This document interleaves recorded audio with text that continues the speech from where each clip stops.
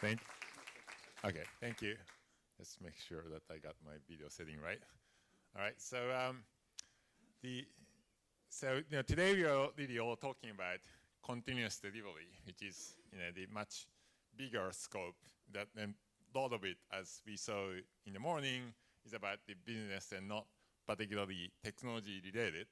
But for a techie like me, the reason this topic is really interesting is because it lets me talk about the automation, which is what I'm really passionate about.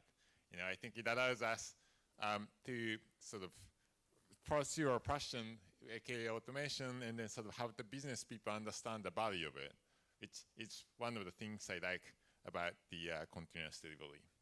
So there's a lot of automation-related efforts going on right now in the industry, and each of them have some real substance to it. And so there's a sort of almost like a perfect storm of the opportunity that these things provide in this space right now. And of course, the particular vehicle in which sort of I push my part of the automation is through Jenkins. And now, if you look at the Jenkins growth, I think it's somewhere in the 2008 we started tracking the number of the usage of Jenkins in the wild, and then so for a while it grew really nicely to the point that we saw 500,000 jobs running on Jenkins instance around the world, and then it kept on growing and growing and growing some more, and right now we are sort of close to 4 million jobs running all around the world. So Jenkins has became quite popular, and so I'm kind of pleasantly surprised.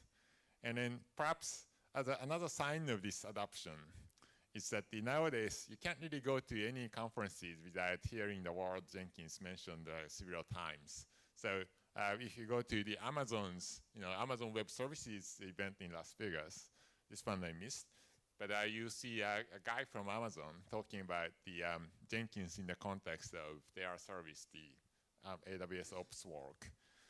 Or if you've seen a Google Cloud Platform live event, this was I think in San Francisco, but you'd have seen the Jenkins instance appearing as a demo done by the Google people.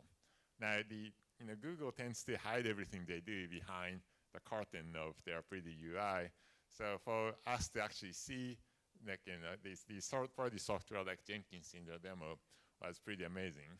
And then so there's 1,400 people who saw the glorious Mr. Jenkins in the demo, which was really nice. And then there it is, the Jenkins would appear as a sort of the part of their cloud platform deployment story. And so which is another sign of the popularity of the Jenkins. And if you've been to the DockerCon, which is I guess 2 weeks ago, you would have seen Jenkins also in the keynote slide by their business people, at the same level as the GitHub, right? So that's quite a major accomplishment. At least I felt like that. And there's a survey done by the Rebel Labs. They asked a bunch of questions to the Java developers, and they discovered that the people who do continuous integration, 70% of those users are using Jenkins. So which is just another way of saying Jenkins became really, really popular.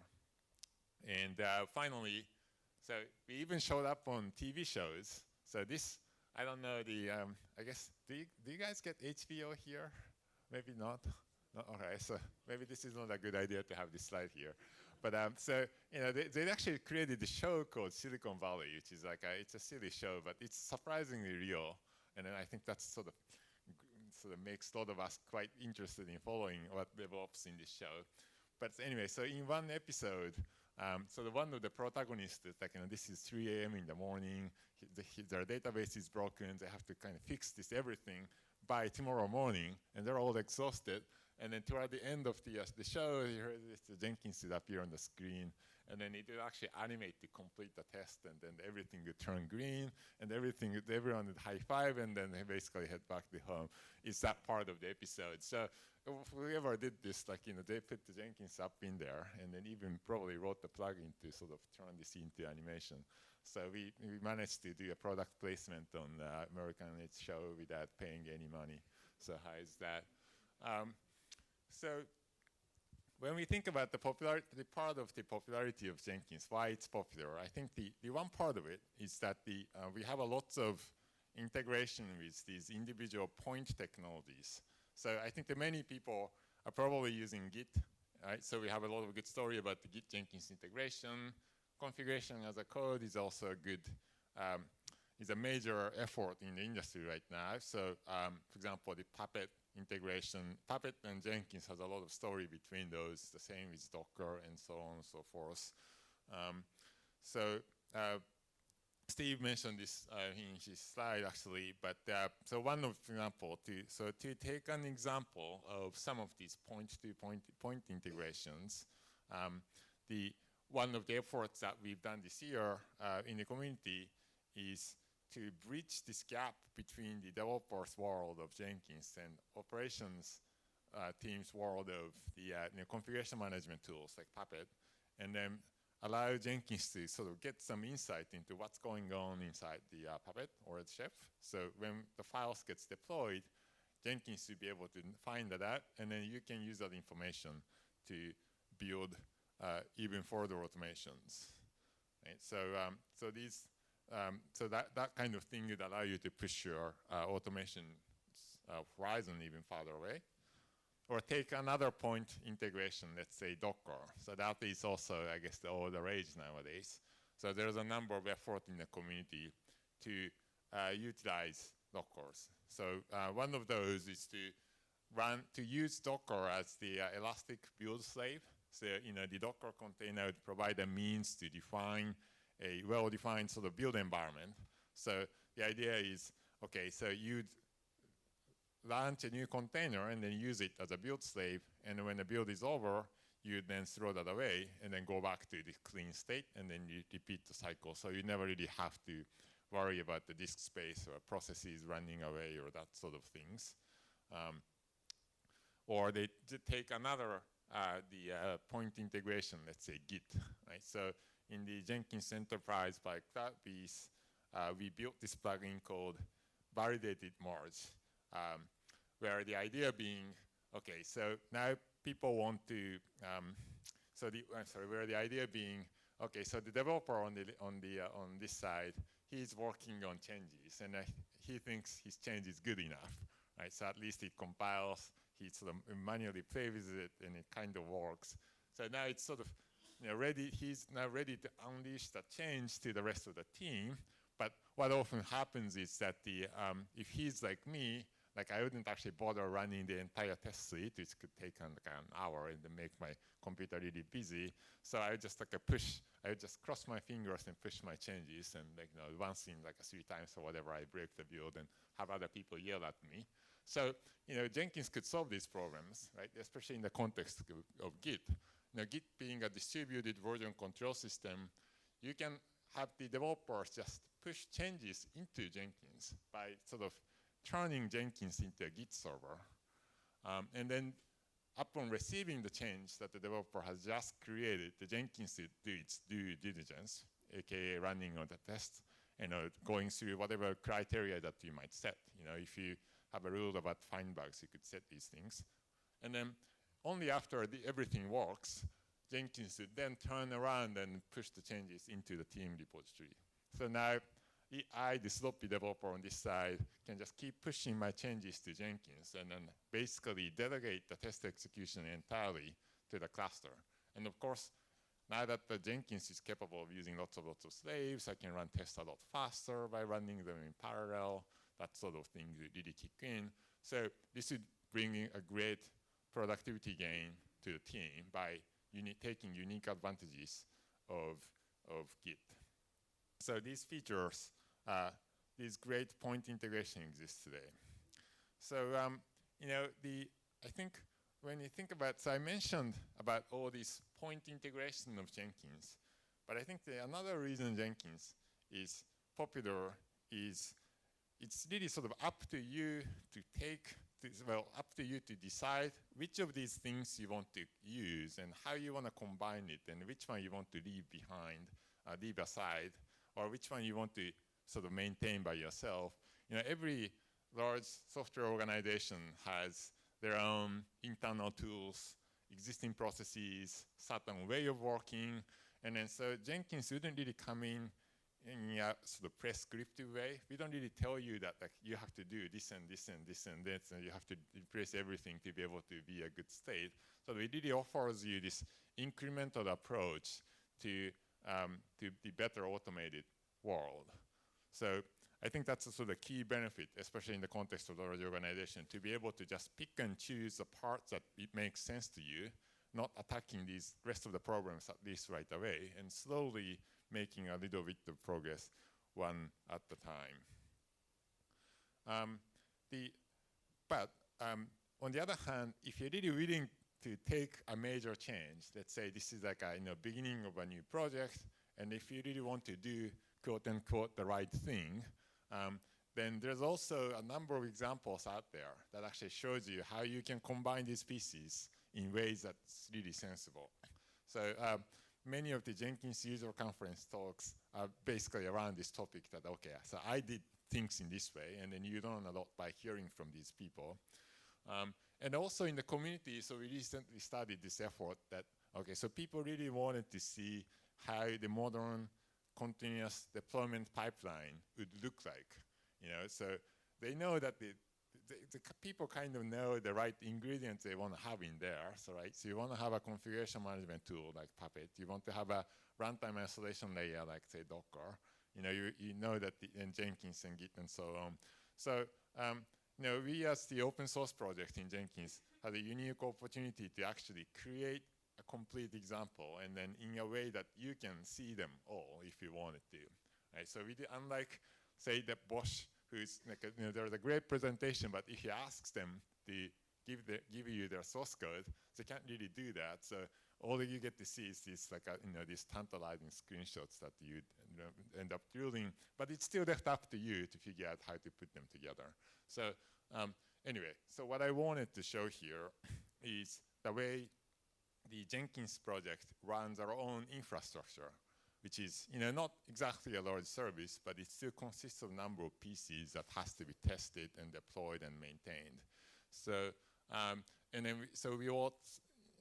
then by doing this ourselves, by using Jenkins and by using all the right tools, we hope to learn we learned a lot about the kind of integration that we have to have between these tools, and that's sort of driving the next wave of innovations in the project. So just to go over that in high level, so much of the services we run is sort of containerized into a Docker image. So each service has its own small repository that defines how to build it. And then so there's like a dedicated repository on GitHub. And then every time the change is pushed, that's sort of built by Jenkins and then turned into the Docker container image, and then that gets uploaded and then tagged by the build number. So every build produces a unique image, naturally. And then aside from that, there's a separate Puppet manifest that basically decides, all right, so of, say, 5 or 6 servers that we actually run, right? Which machine is going to run which services, and how the ports are mapped, and what volumes should come in from where. So there's all these configuration that has to happen. So those are what sort of Puppet manifests to define. But the bulk of it actually basically just refers to the right container images. And this one is on the GitHub. And then the way people contribute to this effort is by forking this Puppet manifest and creating a pull request on it. So the Jenkins is set up in such a way that whenever a new pull request arrives on this repository, it automatically builds this repository. And by building Puppet manifest, we mean running a specific unit test called the RSpec Puppet. So this runs the kind of test that you can run without actually starting servers, which is more expensive work. So this is our first line of defense, is to make sure that all the manifests are in order, all the things, like the references are in cautious state, that sort of thing.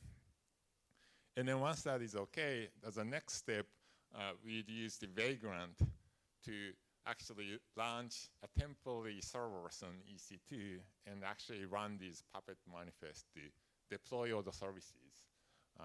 And then we use another framework called server spec that actually runs the test on this target machine, making sure that the services that are supposed to be running is all running, listening on the right port, that sort of things. And then so at the end of this, we have a reasonable confidence that these changes to be actually in a good state.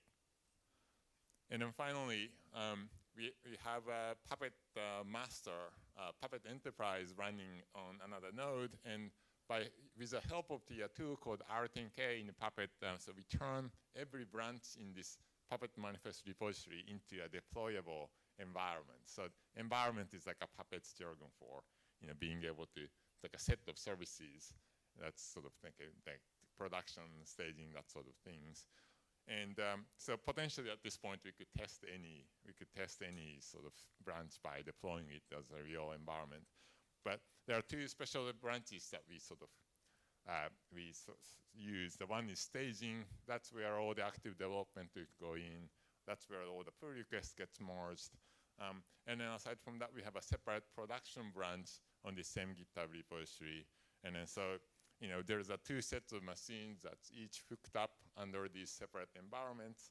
And then so when we think the staging environment is in a good state, we deploy by just basically doing git merge and git push. So that's sort of like how I think many of the modern continuous delivery pipeline would work. And then so this entire example in gory details you can see on our GitHub repository.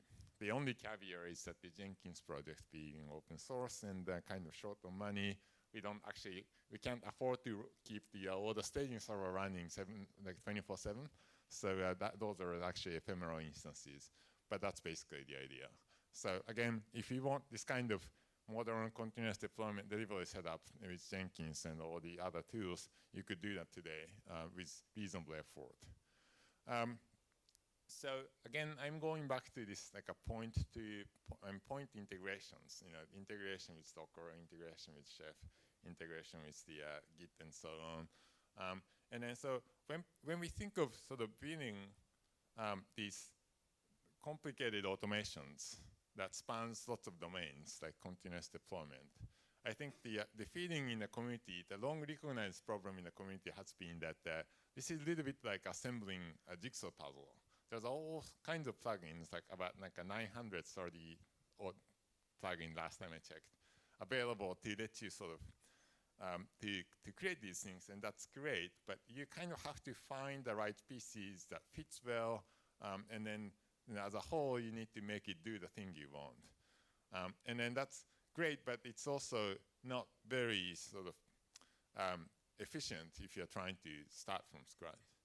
And then so we started feeling like, okay, instead of having these individual uniquely shaped plugins, what if we can provide flexibility by becoming more like a Play-Doh, this like a clay, right? So you mentally picture, okay, so this is a shape that I want to build. Like say I want to build a dragon.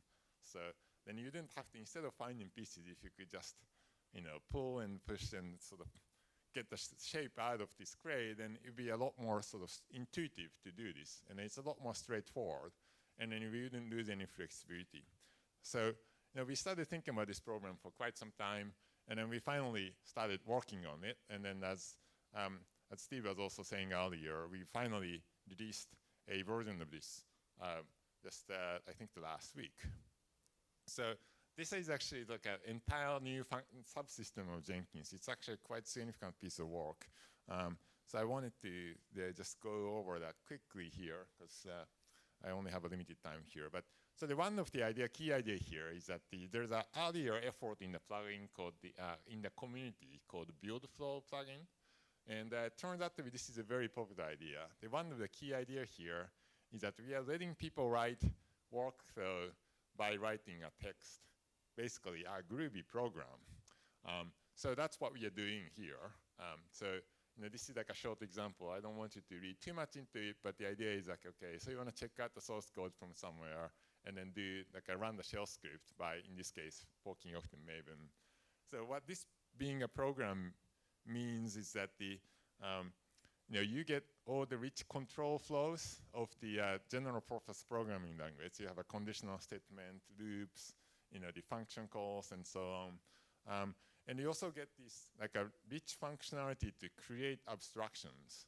So you saw I think the Bosch presentation was a great example, but at some sophisticated level, all these things sort of start to require like a domain-specific abstractions. So in their environment, it's like a branches, and the content was like a pretty significant abstraction. And then so in programming language, we have lots of tools to create abstractions, and we all know how to use them. So to us, it's like a key benefit of being able to rely on text. And then it provides a meaningful diff of the text because it's a text. So you can put them in the version control system and see who did what, and you can review the changes and do that sort of stuff. And but we are sort of going a lot beyond what the build flow plugin did. So for example, the build flow plugin is primarily about calling into other jobs that actually does the work. And it was only really doing orchestrations. But as we saw in a couple of slides earlier, in the new workflow system, we're actually letting you do everything that you are today doing with the freestyle project. So you can check out the source code, you can fork off the Maven, you can archive files, report the, collect the test reports, you can do all that in the single workflow. So that allows you to define everything inside a single job, however complex it is. Or take the, so now we are talking about the continuous deployment automation. So these activities could take days, or, we have some, well, days or even weeks. So one of the, long recognized issues in Jenkins is that if the slave goes down while the build is in progress, then the whole build would fail, and then you kind of have to go back to the beginning and start over again. So this would make it difficult for people to, to upgrade the plugin, to restart Jenkins, and so on. Those things would have to be well coordinated. So with workflow, we are fixing that. So while the workflow is in progress, you can take down the entire Jenkins instance. You can have the network connectivity removed between master and slave. And when they come back up, we will find out where things are still running, and then reconnect to that, and then, that thing's going from there. So this is really great for having a long-running continuous delivery pipeline on your instance. And also, the continuous delivery does not necessarily mean every change gets automatically released, right? I think the critical part of it still involves having human check and balance. Like, you probably want to have someone make sure that you're doing the right thing before your upgrade script changes the production database schema. So you can define this pause that it requires human approvals in this workflow, and then that's sort of that would be integral part of the workflow system. Or going back to this like a long-running workflow, well, as your activity gets complex, one of the things we discovered that with people who are doing this kind of workflow in Jenkins and other systems is that so you have all these individual steps that, let's say, each take some considerable amount of time to run. And what happens is that for some random reasons, there can be all sorts of silly reasons, but let's say from ranging from disk is full to just there's a bug in the script and whatnot, one of the steps could fail. And then what you do not want to do is go all the way back to the beginning and throw away everything that has worked, because these things take time. So you don't want to go back to the beginning and restore it. And then so in workflow, to solve this problem, we are introducing this functionality called checkpoint. And so the idea is that, okay, so if you add the checkpoint to the workflow, when a failure happens, you only really need to go back to the checkpoint of your choosing, and then let the workflow restart from that point.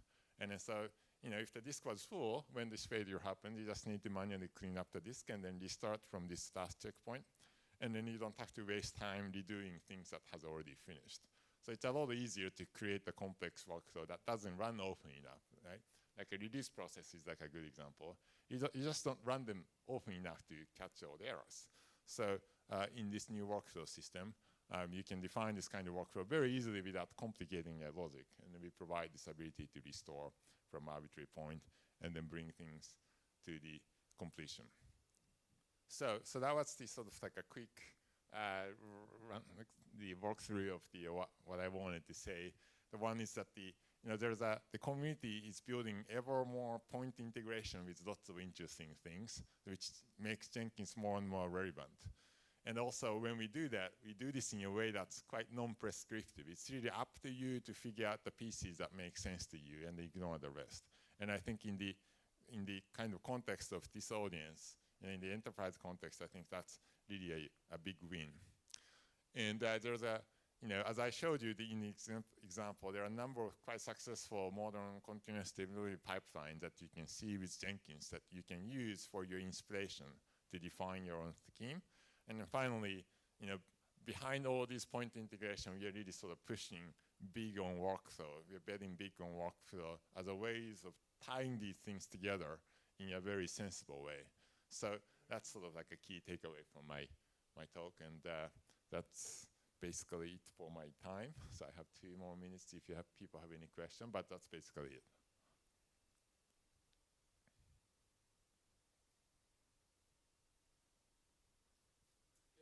All right, thank you very much.